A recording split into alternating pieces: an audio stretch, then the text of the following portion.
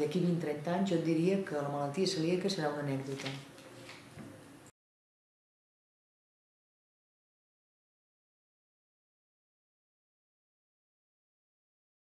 Els celíacs, quan prenen un cereal que porti gluten o bé algun aliment que porta gluten, s'altera tot el seu sistema digestiu i a darrere del sistema digestiu el sistema immunològic, amb repercussions a tot l'organisme. No és una malaltia crònica de l'aparell digestiu, és una malaltia crònica en general, provocada per una intolerància. I la gràcia que té, de les poques gràcies que hi ha d'aquesta malaltia, és que en el moment en què deixes de menjar aquesta cosa que et fa mal, que és el gluten, et recuperes totalment. Per ara és l'únic tractament que hi ha.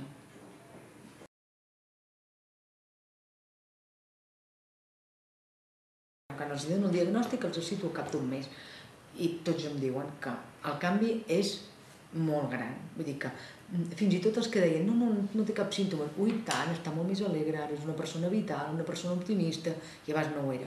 I en els nens que estan realment malalts, en aquests tarda això un mes a normalitzar-se-li les deposicions i tot això. Després, quant temps tarda a normalitzar-se l'analítica? Depèn, entre 6 mesos i un any. Quant temps tarda a normalitzar-se el budell? Més o menys com l'analítica. Però tu veus el canvi a partir del mes de dieta, alguns pares et diuen que l'any demà ja han vist el canvi i quan fa 6 mesos el canvi ja és absolut en tots els nens.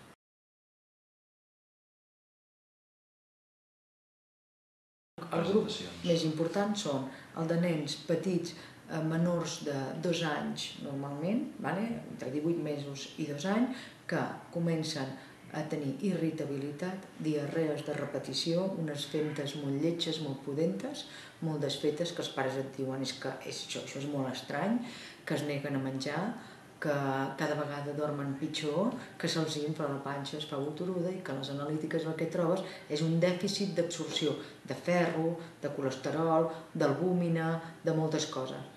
I trobes també els anticossos antitransglutaminasa o antiendomisi, que són els que marquen la malaltia celíaca. Aquests són el gruix dels que nosaltres intentem diagnosticar. Llavors hi ha tots els altres, que són el que en diem formes paucisimptomàtiques, és a dir, amb pocs símptomes.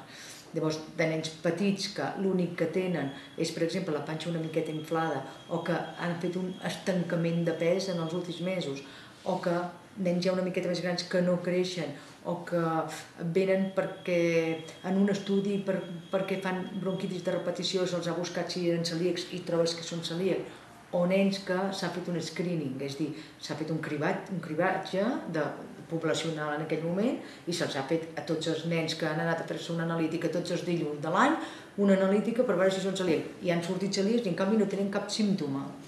I llavors hi ha els adults, vull dir, pot provocar moltes... La malaltia celíaca té moltes conseqüències si no es tracta.